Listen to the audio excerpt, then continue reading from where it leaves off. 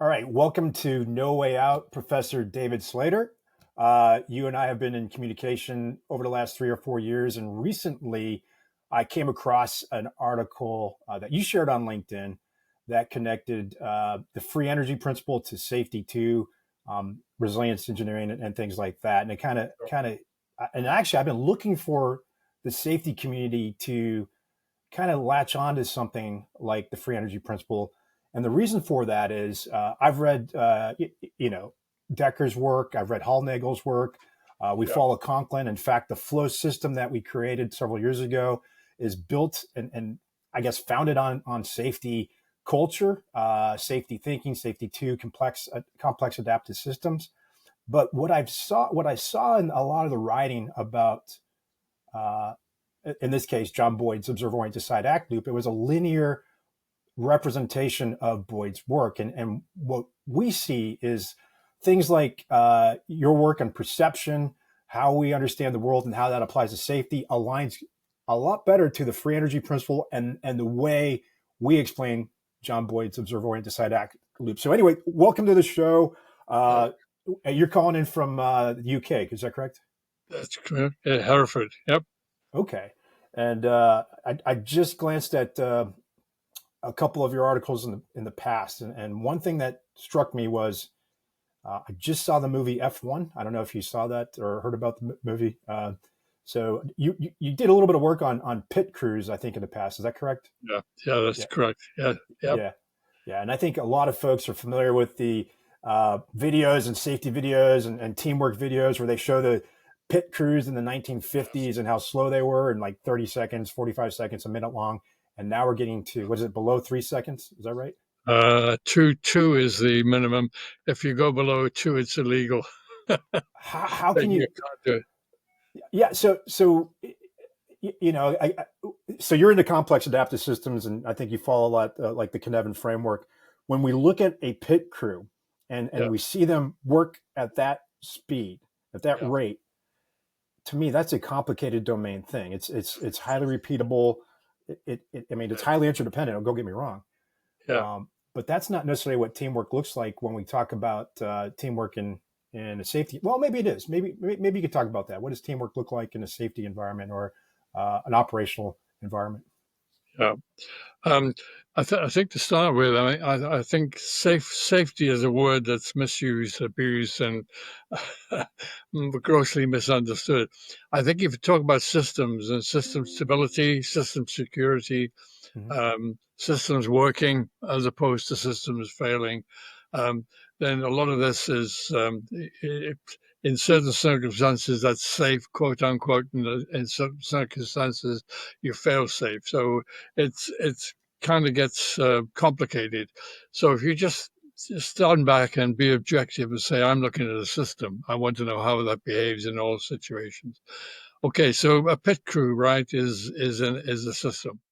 And if you do it by the book, what they're supposed to do, you can build this model and you can see exactly how they choreograph basically, and it's as amazing. Everybody's got his choreographed thing that he does at a specific time, specific sequence, and it's got to work exactly like that to be right. And if you do everything like that, it's about 2.8 seconds. But these guys get below that. And the way they get below that is they cut corners. Okay. Okay. So they're supposed to wait till the car stops before they put the jack in and before they put the uh, guns on the wheels. And they don't. They basically follow the car in and bang. And they're supposed to have everything finished before they let the jack go and they get away. And they don't. They basically the jack comes down almost before the guys have got the things off the wheel nuts. So that's how they do it. They cut corners, they adapt, etc. And that's how the real world works. People get used to what they're supposed to do, what they can get away with, what they need to do, and maybe if the wheel nut sticks, Yeah. the choreography goes out the window, and you've got to make it up as you go along. And I think that's when it gets interesting, and because that's safety basically. You have to have safe release. What does that mean? And what it means is you've got to do everything, and you haven't got to kill anybody or run anybody over, and that's it. So it is very interesting. So no, again, it's just having the movie out and release over the weekend, and having seen it, it reminded me of so many aspects of what we talk about on the show, from adaptiveness to Yeah. safety to teamwork to high performing teams to flow states. I mean, it has it all. So for our listeners out there, go check it out, and maybe we'll have a conversation on pit crews and Okay. F1 someday. But let's get down to some of your recent writings, your thinking on looking at neuroscience to inform safety, human factors. I want to get some of your thoughts on how you started making these connections and what it means for safety, not only safety, but for performance in an organization. Right. Where do we start? It's a big topic. Yes, Can I start at the beginning? Okay. absolutely. Yeah. Okay. In the beginning, there's a big bang, right? That's a little too far back, I think, but Well, okay. no, you Okay. just bear with me. Okay. So what happened? You had a big release of energy. Okay. And over time, this release of energy decaying, and it's going to decay and decay and decay. And the thing that's driving it is entropy. So basically, what you start off with is 100% energy, and what you end up with is 100% entropy. You know, it's and anything in between is what we call life and everything to do with it. So how do we get from bang to silence, if you like? And you realize what happens is you go through a series of what they call quasi-equilibrium states. So you don't just what's the word? It doesn't come down. Entropy doesn't decrease linearly or nicely, smoothly. It goes as a series of bumps, what they call quasi-equilibrium states. Okay, so it hangs and then it goes and it goes and it goes and these are natural. I mean, you go to atoms, you go to ions, you go to molecules, you go to compounds, and then eventually one of these compounds finally works out a way or evolves a way to stay in a quasi-equilibrium until it dies. So what you've got is a whole basis where you're going from energy, right, creating energy into something which is a state, and that state is only stable, safe, as long as you basically keep the quasi-equilibrium right. And that's what it's all about, these quasi-equilibrium states. Now what happened was in an organism, they have to develop a system to do this control, to keep them safe, to keep the original one was about a two or three neurons, which basically just could do very basic things, respond to light, respond to touch, whatever. Anyway, that's built up over the years until you get the human brain, which is amazing, right? Absolutely fantastic. And that does a whole lot. So there's a whole lot of these control loops. To quote the OODA, the John Boyd, he's Yeah. absolutely right. Whole lot of control loops which are nested together, all working. And what you have to do is now you're not controlling two neurons, you're controlling a whole bunch of neurons, right? And you've also got a library of experience with which you can learn how to control these things. So the brain puts this all together and gives you John Boyd's picture. So the brain orientates the organism as to what's going on, okay? And then it looks in its library to see if it's got a pattern that it can apply. Right. And so most animals have got this pattern experience and they can basically survive. But again, the human brain, this again is John Boyd's classic breakthrough, right? You can't exist solely on known patterns or experienced patterns. You have to get into some situations where what's gone before isn't right. And if you try and extrapolate what the system is doing, it's a complex system. So it emerges, behavior emerges. So you have to have this ability to change your mindset, to change your mental model. And this is John Boyd again, you've got to destruct before you construct. You've got to basically have the humility to say, I don't know everything. This is actually, etc.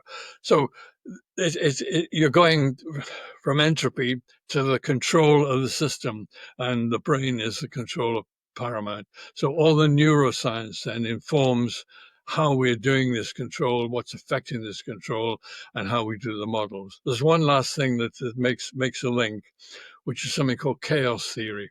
Okay, chaos theory says that there are a number of states and these things can interact. I think you call it attractors, which are stable states. which can interact. Okay, so what you need to do, and what the organism does, is switch from one stable state to another, right? And if he knows what that other one is, that's fine. But the human has the ability actually to adapt, invent, or initiative into another attractor. So the whole question then is how you do this transition from chaos into stability. And that's the key question. How do you stay safe? How do you recognize? And the thing is, you have to adapt. You have to take the system as it is. You have to realize that reality is not something you read in a textbook. It's something you experience and something you've got to put together. So that's where I'm coming from. No, there's so much to unpack there. I'm going to start off with homeostasis and allostasis. I think one of the comments you wrote up there is safety is about homeostasis. Um, could it also be about? I think it's allostasis, which is stability through change, that adaptiveness. Any Sure. thoughts on making the connection there to between safety and homeostasis? Well, homeostasis was something which was frowned upon, or maybe still is frowned upon in certain circumstances. They don't believe it, but it must exist. I mean, this is the way equilibrium works. I mean, you've got a well, a potential well. You know, basically, you, you perturb it and see what happens, and basically you can perturb it too much. So you've got this thermostat, which has got a control system. So it's all about what your control system is set at. And a very, very rudimentary view of safety is getting an organism, a human, to accept this control. And basically you learn that through historical, through family, through society. You've got this expectation of what this control loop looks like or what the parameters are. So that's where homeostasis comes in, but it's much more complicated than just homeostasis. Yeah, yeah, and that's what we learned, or learning from the neuroscience of the brain, or the biology of the brain, on how we're always adapting to new environments. I do want to talk about some other aspects of your work in the past, and I'm going to make a comment here, and I think I want to make sure people understand my perspective on safety and business management. Uh, I always look to the safety community to understand how to build high performing teams. I look at the safety community to understand complexity more than anyone else.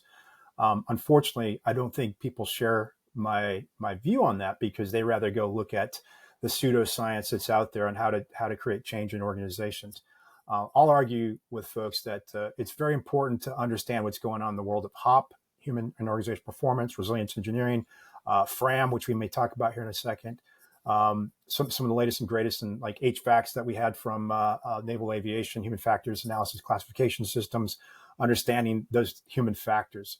So I wonder how you could tie in the importance of things like how humans perceive reality to human factors, and if you've done any work in that space. Yeah, that's a very, very interesting angle. I mean, I do agree. Can I put another angle to you? Please. I did something on stories. Okay, so I learned this from a conference we were at, and there were scientists there, and there were social scientists, and we were talking about safety too. Okay, and safety too is and what you get at the end when you push them to really define exactly how you mean what you mean, exactly how you're going to achieve this, what you do in an organization to achieve safety two, etc. And you realize that it's not a thing, it's not a mechanism, it's an idea, it's a story. Okay, and there's all kinds of stories. I've got a lot of truth to them, or a lot of things that resonate with people. But at the end of the day, when you push these guys to what do they do? They say we've got a theory. We want to put it in an organization. We want to see if it works, and if it works, we don't need to know why. We just got this theory, etc. So you've got all these theories, these brands. You know, this safety two, safety differently, hope. You know, the whole bunch of things. It's a way of encapsulating ideas, and they don't have to be right. They just have to motivate an organization to do something better or to give them a reason to change what they're doing. So it's lots of psychology, if you like, rather than actual science. So I try and say, well, safety is a story, right? And I think you've got to have the story, but you've also got to have the science to back it up. I love that connection. I've never heard of it as being a story, but I do agree that foundationally, we have to, I hate to say trust the science, but we have to start with the science or the first principles to be able to hang the methods or approaches on that. And I Sure. think that's where, Sure. I think that's where a lot of, I'll call it the agile community. I think that's where they went wrong is they didn't have an underlying principles or the science as foundational to what they did. They had the pseudoscience. They went down another path. And I know this because I think you're familiar with the work of Carl Weick. Hopefully, I'm Yeah. saying his last name correctly. High reliability theory, high reliability organizations. Yeah. We know from some of the signatories of the Agile Manifesto that they wanted to go down that path of Carl Weick, that sense making path, but they went down a pseudoscience path. And Exactly. I've presented at Agile conferences where we talked about safety, high reliability theory, the connection, the importance of human factors, team science, and things like that. And I was accused of creating pseudoscience by going there because that's not what they were used to. So I agree. I appreciate that narrative approach to how do you get an oil and gas company to create safety, right? And I think that's there. Yeah, you capture the minds is motivation. I mean, I Yeah, guess, I guess politics is the same. I guess in some areas, and maybe even religion. You know, it's yeah, a way of getting a common theme which people can believe in and actually apply it. And it doesn't matter what the details are; it's what the effect is that matters. Social behavior, whatever it is. You can generalize this, but it's a human thing. I think people like to belong, like to believe, like to have be motivated. And I right. think if you, the best thing if you've got the science and you can quote the science with a sugar story, then that's the best way to do it. So there's a lot of lessons from aviation that feed Yeah, into like what we call team science, and even distributed leadership and complex adaptive systems. Often we use the analogy that a 747 is a complicated machine. Once you put people in it, it becomes a complex adaptive system because we don't know what you're going to get once the human is in the system. I do want to go back to something about safety and complex adaptive systems. We often say that safety is an emergent property of CAS, of complex adaptive system. It's the interactions, not just between the humans, but the humans in the system. So the socio-technical system. Can you elaborate on that a little bit more from Yeah, your what work? do you mean by safety in that situation? Safety is a state, if you like, and again, it's an equilibrium, right? Okay, so it emerges, and all those different things have got to go the right way and achieve. So all the systems in the 747 have got to work, the controller's got to work, everything's got to interact. And the thing about that, it's so complex that you're going to have situations which you haven't thought about. The situations are going to, well, as they say in France, they're going to resonate. You're going to have something that happens at the maintenance. You know, they put the wrong screws in the window, the cockpit window, and you get a crash, or they forget to put a screw in the door at Boeing sub contractors, and it blows up. So you've got so many things going on. So how do you control that? And that's the problem of safety is how do you establish sufficient control? It's not just being aware of what can fail. I think failure awareness is crucial, but you've also got to think wider than that. You've got to think this is a system. How can that system, if even if everything was working as it should have done, because it's so complicated, that can actually give you a situation which you hadn't thought about. So Yeah. it's Boyd's OODA loop. You know, you've got to be aware of everything this system can do, and it is amazing to me that aviation is so safe. It is amazing. The Yeah. record is fantastic. Well, a lot of folks attribute that safety to the way from the black box thinking we got in the 70s from learning from mishaps, from accidents in the 60s, 70s, and 80s, right? And we discovered it wasn't necessarily mechanical as humans in the cockpit. There was a hierarchy in the cockpit, communication problems, planning issues, situational awareness. So we use a model in naval aviation called DAM class, decision making and assertiveness, mission analysis, communication, leadership, adaptability, and situational awareness. That is human factors, crew resource management. Um, Sure. and we've seen that that type of thinking, or and it's not perfect. Don't get me wrong there, but you run into cultural issues where you have natural hierarchies within the culture. You have psychological safety issues with a junior pilot coming into a crew where a senior pilot has 5,000 hours, 6,000 hours. But I want to talk about that Can, can, aspect I of, just, can I yeah, just come back on it? I mean, I think that's very interesting. Can I put a slightly different task? sure. I attribute it actually to the military. A lot of pilots in civil aviation have got a military background. Okay, and in the military, you're not trained on psychological safety and no. Okay, it's like uh, Top Gun. In the movie, if you think you're dead, okay. So what happens is you build up a whole lot of reflex, ability to adapt on the fly, ability to do the OODA thing, which is to adapt, and that's really what keeps keep aviation safe. And I think if we could have more of that in the workforce, the ability to, because a lot of people, a lot of these guys work around problems. A lot of the accidents are because people didn't do exactly what they're supposed to do. They actually um, got the job done and they botched something in there, whatever it is. But you've got to have this awareness of people are people. They will Yeah. do it. They'll do their best. If you don't give them ways to do it better, then you're asking for it.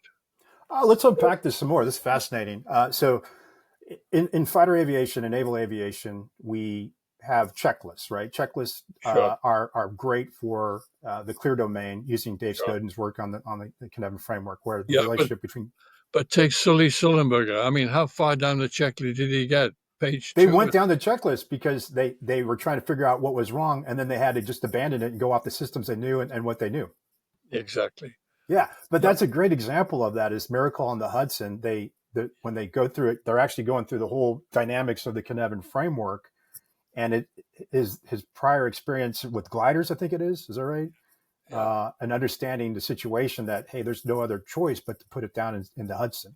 Yeah. But he also cites it's not him; it was the whole crew, right, and the customers, the people in the back that Yeah. made it happen, right? It's a great example. Great Yeah. example. But this goes back to your point. So in organizations, they do not have the ability to simulate. Maybe correct me where I'm wrong on this, because I'm going to be wrong on this. In aviation, we run through simulations all the time. They would fail things. We would actually be our worst enemy when they failed things on us, because Red we would teaming. Yeah. Yep. we would take actions that would create a bigger problem, even though we didn't have a major problem. Yeah. Yeah. We really don't, organizations don't have time to go through simulations like that. Maybe they do, maybe there are some places that need to do that. So one of the sayings we have is, in naval aviation, we spent 99% of our time practicing for that 1% opportunity, or, that one thing that may happen in our lifetime. Whereas in business, you get 1% of your time to train and 99% of your time to actually do. So what are your thoughts in ensuring that organizations are applying the right approaches in that 1% time that they get? Where do we start? Okay. Um, I think that's a very interesting point actually, because I mean I think the really good organizations it's the leadership. It's not whether what percentage you spend of your time. It's basically what do you do in that 1%. And if it's just management by walking around, well, okay. But I mean, you've got to buy in. You've got to have, in fact, the crews on the ground doing their huddles, doing their comparisons, doing their chat, and if they've got enough time, they will do the stretching. What if we do this? What if we do that? And the basic example of the classic example is logging. New Zealand loggers, where they go out and they cut down trees, and it's quite it's quite dangerous. Okay, so safety is relative, and they get a very high percentage of accidents. So the management basically gave them all the training, sent them all on courses, and nothing happened. The accident rate stayed the same. So they brought in this young girl from New Zealand, and she went in, and she said, they showed her, this is a team that's got the most accidents. That's where you want to start, okay? No, she said, I want to see the team that has the least accidents. And she went and talked to them. What do you guys do? What's the difference, etc. Then started sharing that experience, and they once they started sharing, the groups actually, okay, well, we do this, we do the etc. And what about this? What about, so if you can get that kind of adaptive, responsive, responsible responsibility down to the floor rather than just following checklists. They have the ability to say, well, it's going to go wrong, and we got to have something. We got a plan B somewhere. I think that's the way you spend your 1%. You engender that kind of adaptability in your workforce. But that's kind of like a leader creating the conditions for that to emerge, right? It's Exactly. not we're not Exactly. it's a whole lead like a gardener concept that people often talk about. But let's go back to the systems here. You're trying to create a system again, right? That enables the emergence of I hate to call it safety again, but let's go back to what you called it earlier, and then forgive me for going back to safety as emergent property. But you have to create the system, which Stability. stability. Okay, that's stability. That's it. Yeah. Almost that homeostasis there, for that organization to become their full self at work, right? So they need that skin in the game, and I think that's what you're saying about that. Yeah. And if you look at the high reliability organizations, most of them are military. I mean, they're Mm-hmm. the aircraft carriers. They're the workers, if you like, who've got this kind of built-in. What's the word? You've got to delegate Yeah. responsibility down the chain. You've got to make sure it's at the sharp end where it belongs. So we want people that are thinking out there, not just doing, right? So Yeah, that's but kind of also give them the tools to think. I mean, a lot yeah, of the accidents I've seen, and I've seen quite a lot, have been the result of the actual workers trying to do the right thing, but with not enough knowledge about what they're doing, and they take an action which yeah. they didn't realize was going to. I mean, Flixper, Bhopal, all these things, they do things, and the shortcuts actually come home to roost. And so you've got to give them that kind of awareness of what the whole system does and how it works. Clear. Okay. I want to repeat that. I'll use some of the words that we or language we use. People have to understand what the whole system does. What are they trying to do? And there's this famous story that hey, a janitor at NASA, when asked what he does, he said, "I'm trying to put a man on the moon." Right. This is many years ago. He understood his role in this bigger picture. Right. He wasn't there to just do that thing. And I've seen this in oil and gas companies where you ask people what they do. Why are you here? They cannot explain what their system does. Like who is their primary customer, right? So I think what you're saying is you want to elevate everybody's understanding of why they're in Yeah, what they do in that system, the importance of the role. motivation. Yeah, Yeah, that autonomy, that that's mastery, that yeah, yeah. yeah, So you have to set that, and then give them the right tools. Kind of lead you back to human factors, maybe. When we go back to Macondo Well and what we learned from IOGP 501, I think it was, or 502, where they identified after those massive accidents 15 years ago now, that they should adopt lessons from aviation to build higher performing teams. Any thoughts on where that's taken safety or performance of organizations since adopting those? uh, I yeah. Again, I'm a bit of a cynic on these sort of ideas. I mean, I guess just just give me a few more clues as to what you're looking for here. Oh no, I'm not looking for anything. I'm just trying to No. get back Fine. into Yep. like the fixation on. Let me put it this way: when we work with organizations, and this is a common thread, And a lot of folks dismiss the basic things that you and I talked about earlier about like aviation crew resource management, learning how to communicate, learning how to do a handoff, learning how to do effective planning, how to do an effective brief, how to do a really effective debrief or after action review, Yep. right? Many people dismiss that as child's play, that that's something we all know how to do. Well, if that's true, then how come you're not doing it? Right. Yeah, yeah. Well, it's difficult for them to admit that they can't do it. So you've got to basically allow them to. You've got to allow humility. Okay, you've got to allow. I mean, I got a strapline on LinkedIn which says we're all learning. I truly believe that we are all learning, and we never stop learning. If we stop learning, then we're toast. And it's again just coming back to John Boyd. You have to be able to have the mental agility to realize that actually you need to have the options. You need to have the thinking. You need to think out of the box. Yeah. And so go on. So you mentioned you were a cynic about something. Is it about um, the Yeah, a culture, for example. What's a culture? yeah. I mean, it sounds great, and everybody buy into it. It's a story, okay? So Mhm. maybe there are ways to implement a culture. I think it's a bit like safety. You can tell when the culture's wrong. You can tell when you're not safe. But how do you know when you're safe? And how do you know how much culture is good enough? So it's an idea, but how do you actually measure it? How do you actually program it? How do you put it into the system? I Yeah. mean, you can tell the leader he's got to do this, to that. Let's send him on a course. Okay, we got great culture now. We got good SMSs, safety management systems. We got good documentation. Does that mean we got a good culture? Well, maybe not. It means we Maybe not. can apply. Yeah, Yeah.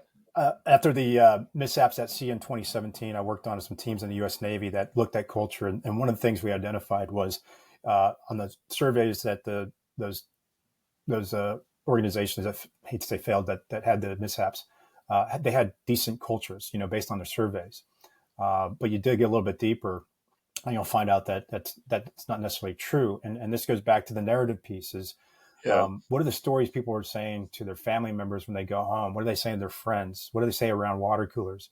yeah, yeah, And I've seen this inside aviation where we have I think it's HVACs again, where you have a HVACs, human factors analysis classification system, where you have these surveys that are just, on a scale of 1 to 10, how do you feel about, blah, blah, blah, right? So we lose context in these things. I want to get your thoughts on measuring culture through surveys. What, how you feel about them or don't feel about them. Well, I think it's great. I mean, it's all good information, okay. But his question is what you do about it. It's okay. I got the data. So, what kind of model is that data fitted into? What kind of organization do you design? What kind of instructions go out to the top, middle, and bottom management? How do we get the culture in? I mean, we can put slogans in. We can put sort of uh, goals and all kinds of things, but how do we know it works? And if it's purely uh, surveys, I guess surveys are as good as anything. But I, I'm sorry, I just need a bit more. I need a bit more in terms of system. So actually, what are we controlling here? How do we control it? So we need to be much more system specific. Yeah. Not generalistic, saying Okay. this. Okay. Yeah. Yeah. So let's talk about that. So we've had some pretty horrific aviation accidents in this past year. You know, um, Yeah, the 787. We've had the CRJ up in Washington earlier this year. I think it was earlier this year. yeah. Washington D.C. People like to pinpoint the failure on human error, like, and they go, "Oh, it's human error." It's just human error. Give me your thoughts on that. Well, Holnagel, I think, says basically there's no such thing as human error. Okay, there are things that a human does which are not uh, normal, not what's the word I want, approved of. So people. Well, I guess there are two kinds of human error, if you can class it as human error. One is deliberate, and one is non-deliberate. So one is conscious and the other is unconscious. And the way in which the brain works, then you can see how these unconscious errors work. Misapprehension, not trained enough. Um, Unconscious competence is so widespread. People, they go into a job and they're expected to turn up and do a job, and they haven't got that kind of experience, that kind of ability to adapt to a situation because they haven't seen it. And you find that the more and more companies now, they retire guys early and they lose the corporate experience. They lose this kind of competence, which is crucial. Now and Oh, then, but yeah, sorry, but human errors, I think, is too facile, and I think they, they, this is, if you like, this is the kind of get out of jail card. In fact, it's the get into jail card that insurance companies and organizations use. Okay, find somebody to blame. We got somebody to blame. It's your insurance. It's fine. And when you get into inquiries, we always find that you've got once you get into a legal situation, the science goes out the window. That you've got basically people just trying to say it wasn't my guy, it was him. So blame is something which is used as a kind of weapon, yeah, whereas science should be something that's used as a searchlight, a spotlight. You're yeah, trying to find out what it is. I don't care what happened, whether it was his company or his company. I just want to know what it is that went wrong. And you usually find that it's not one thing, it's a combination of things. And yeah, you usually find it's the way in which people understand things perhaps are different. So there's all kinds of factors involved. So you can't say this guy was to blame. Why was he to blame? Why did he do it? yeah. What situation put them in that spot, and what was he expected to do, and what else could he have done, and why didn't he do it? I mean, there's all kinds of things. Error is just too simple. Yeah, and I think this is a great segue into a constructed reality and perception, right? So that individual's Yep. orientation, Yep. they may not have had the experience that somebody else who's had 20 years on the job. Yep. Um, they the system may have failed them in training them on a particular thing.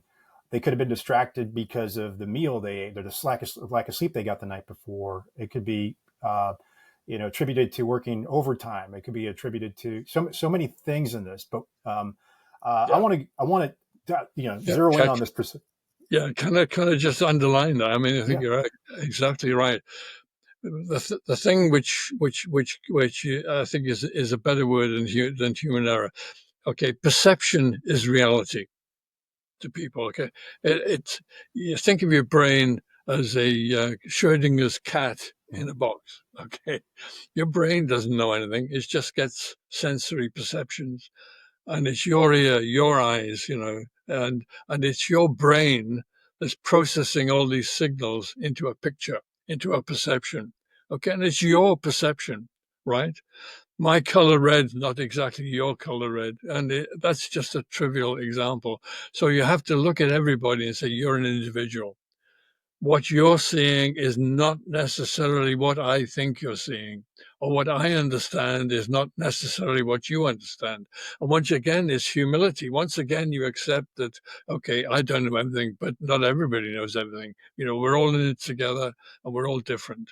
And I think once you've got that kind of humility, you understand perception really is something we need to address. Do you really know what's going on? And you can check the perceptions. You need to check the actions. You need to check the competence Yeah. in ways which are non-threatening.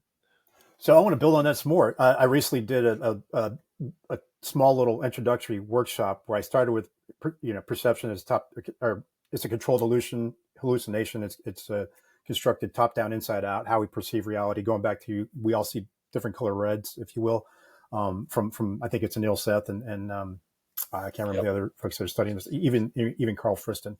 But the idea here is in fighter aviation, the moment you go through flight training, you start to go through flight training, they take you through physiological training, right? And they spin you around in a chair and they show you how your vestibular system lies to you and all these other things. They show you the dangers of looking at stars when you're flying at night and things like that, right? They're trying to give you an experience.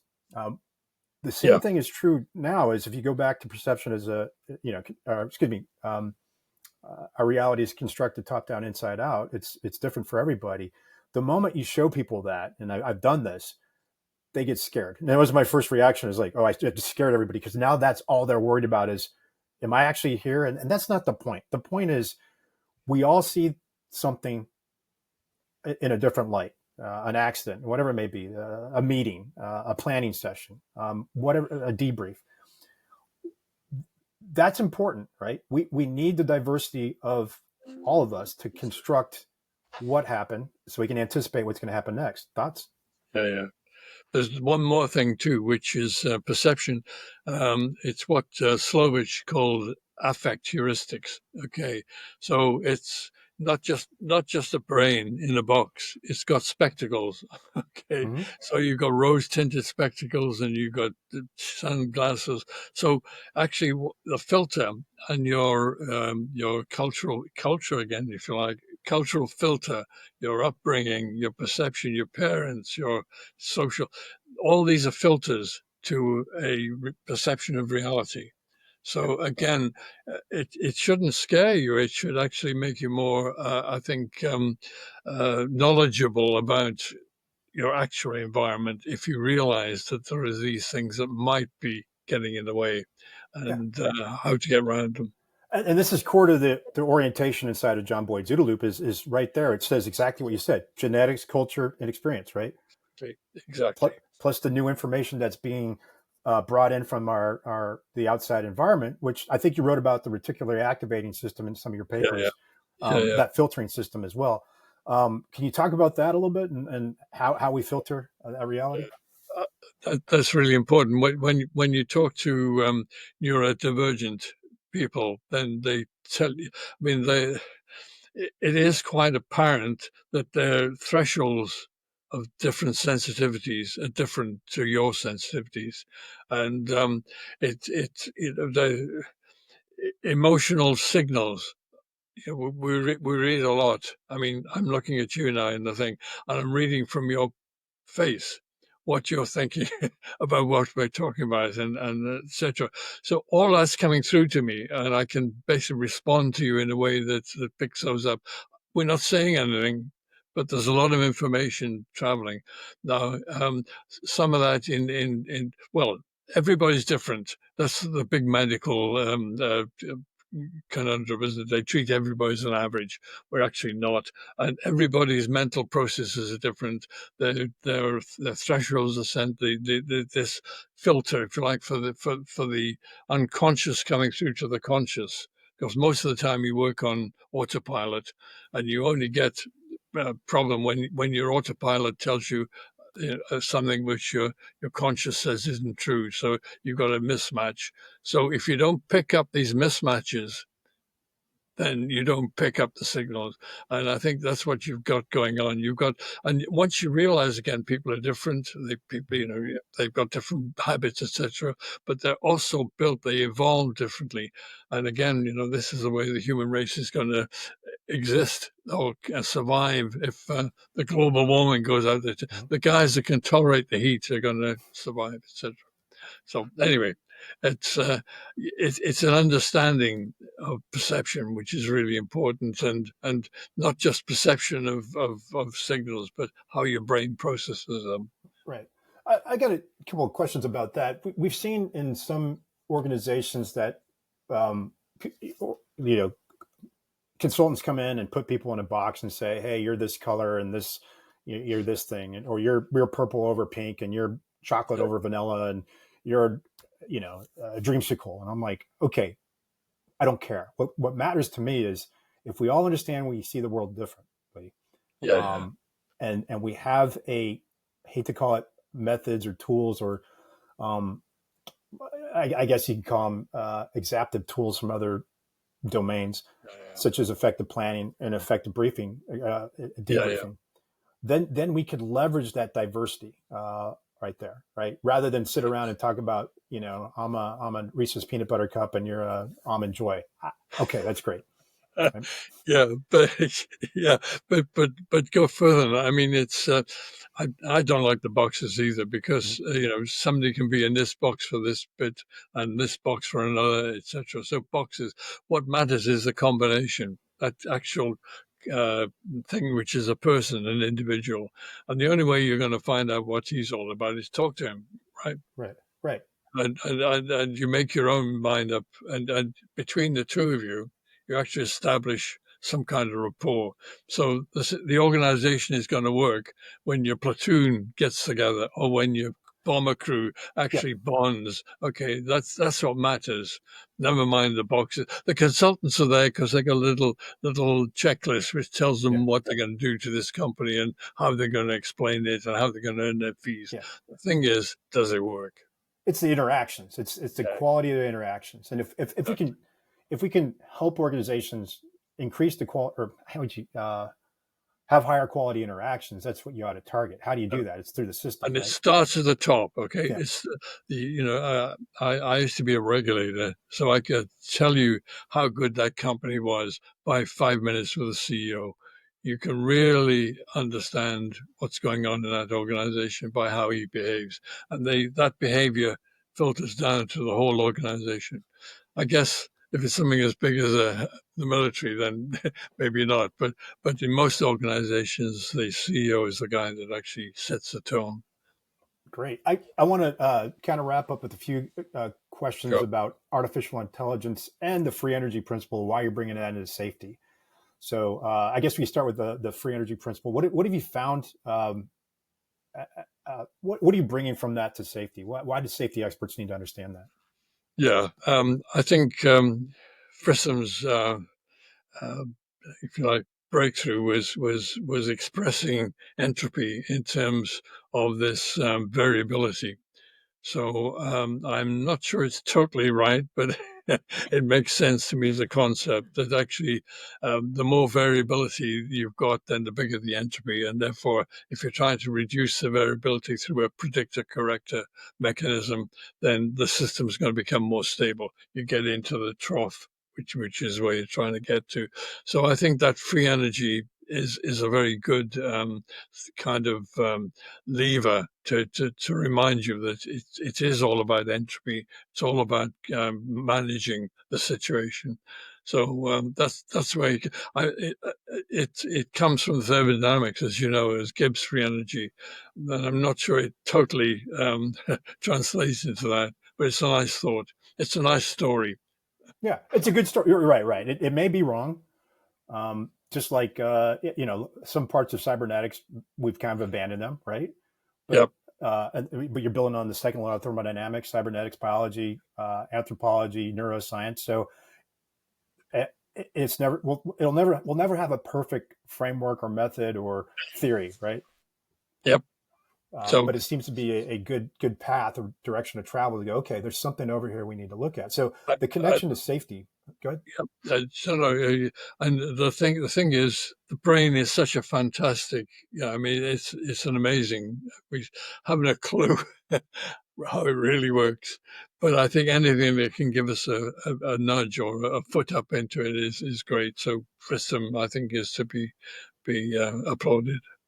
Yeah, and I saw a few folks pick up at the I think it was a Fram conference last year where they talked about uh, free energy principle and human factors and things like that. Yeah, So yeah. it's starting to emerge. Do you expect to see more connections from the safety community to the neuroscience? Um, that's the safety two community. I think again, they like stories, and it's a nice story. Mm-hmm. I wouldn't. I don't like stories. I like science. I like real facts. I like Okay. real things which happen. So I'm not that much in favor of. And Fram actually, we took talking about Fram. That should be a system model. It shouldn't be about stories or free. It's basically how does this system work? What are the functions of this system? Mm-hmm. How do they interact? And we can now basically calculate errors in mismatches of functions, so we can predict how systems are going to behave. So I think it is a complex modeling system. It's nothing to do with safety, nothing to do with human factors. It's actually a way of modeling a system. It's a meta model. So in other words, you go up a level of abstraction. You don't talk about the pump. You talk Yeah. about what's it do. It pumps water or it pumps fuel. The And interactions. yeah, sorry. It'd be the interactions, right? Not the core, Yeah, not yeah, the, yeah, yeah. absolutely. Okay. Yeah. So, and what was the last thing? AI? Yeah, I want to. Okay, as we move towards, we're currently in these stochastic parrots, which are known as large language models. They're kind of closed systems. We're moving into what they were calling agentic AI, or even sentient systems. I want to hear your thoughts on some of the threats and opportunities that are facing organizations as they start to bring um, AI into the work, into their systems. Yeah, yeah.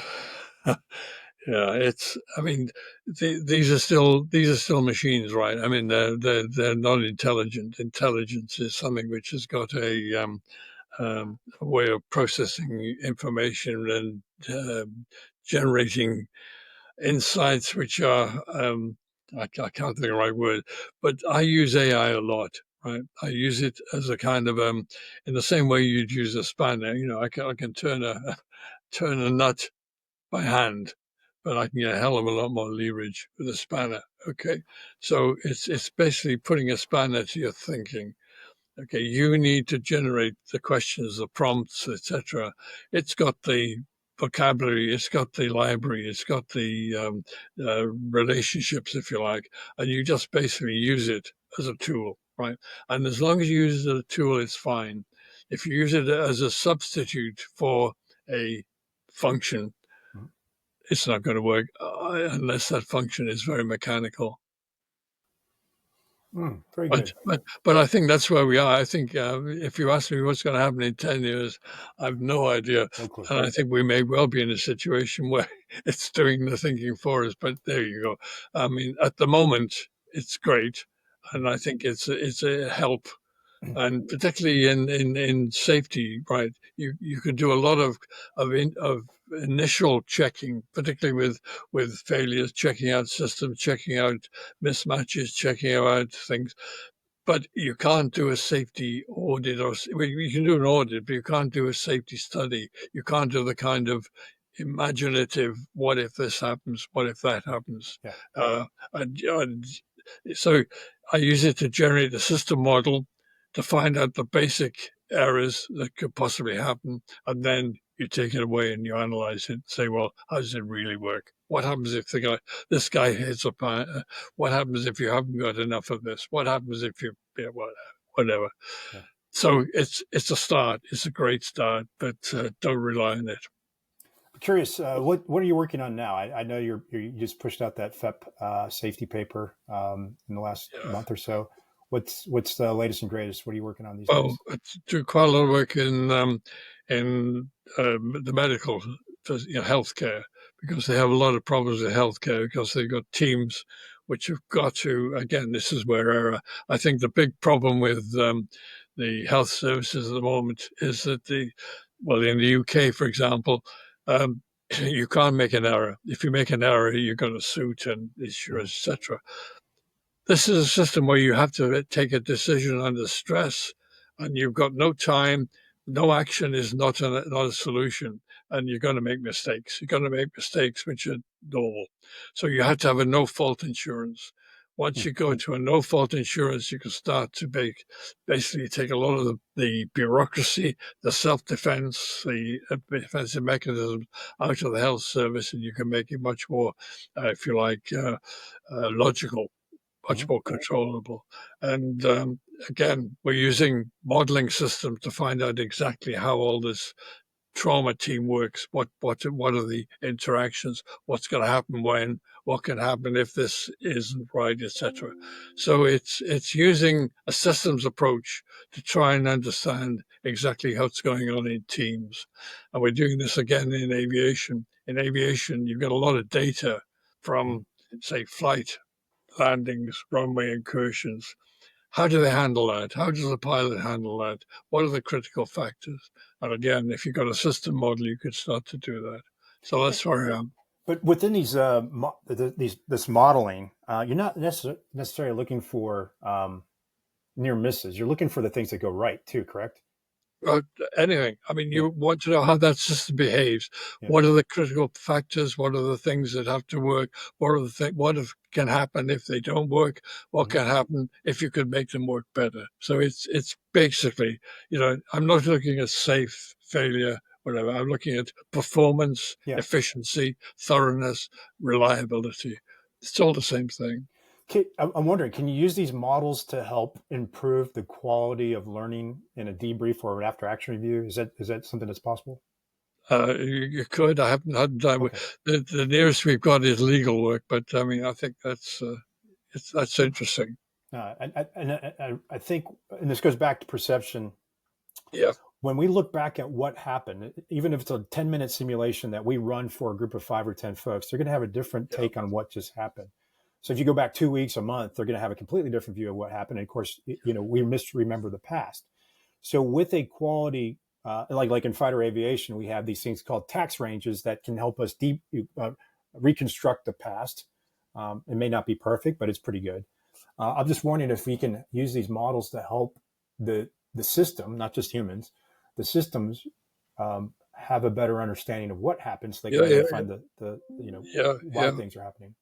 Absolutely. Okay. That's good. Yeah. We talk about that later. Oh, there's so much. Yeah, yeah. I'd get an hour with you. I just, it's amazing how, again, my view of how things are evolving is as soon as we have a common thread that connects like the agile community, resilience, innovation, strategy, safety. We're going to reduce the energy that leaders and companies need to have these emergent properties work for them in a positive way. Yeah, Right now, I think we have too many silos out there that are talking about the same things but missing the opportunity. but they say in quality steal shamelessly, and Yeah, yeah, yeah. yeah, I mean, there's a hell of a lot of good ideas out there. We should basically pool ideas and basically look at the pattern, look at the bigger picture. It's like Fram, do the meta modeling. Mm-hmm. What's the system? What's the system doing? I don't care about the program. Or I don't care about which particular guy is doing this. How does the system react to this? No, hey, I want to thank you for joining us on No Way Out. We talked about John Boy Doodaloop. You brought it up quite a bit. We talked about free energy principles, safety. There is a huge connection between all these things. I think many folks in our network will have these conversations. I do a lot of work with folks in Europe and the UK on simulations. We have folks in New Zealand that are doing the same thing. But before we go, I want you to share with our listeners, if you don't mind, how they could find you, if there's a website where they can find your work, anything like that. Okay. I guess the easiest way is I'm on LinkedIn, on ResearchGate, and my email address is dslater@cambrensis.org. So, happy to contact or support whatever. Yep. All right. Appreciate your time, Professor Slater. We'll keep you on Problem. here for a second, and then we'll sign off here in one moment. Thanks again. Okay. You're welcome.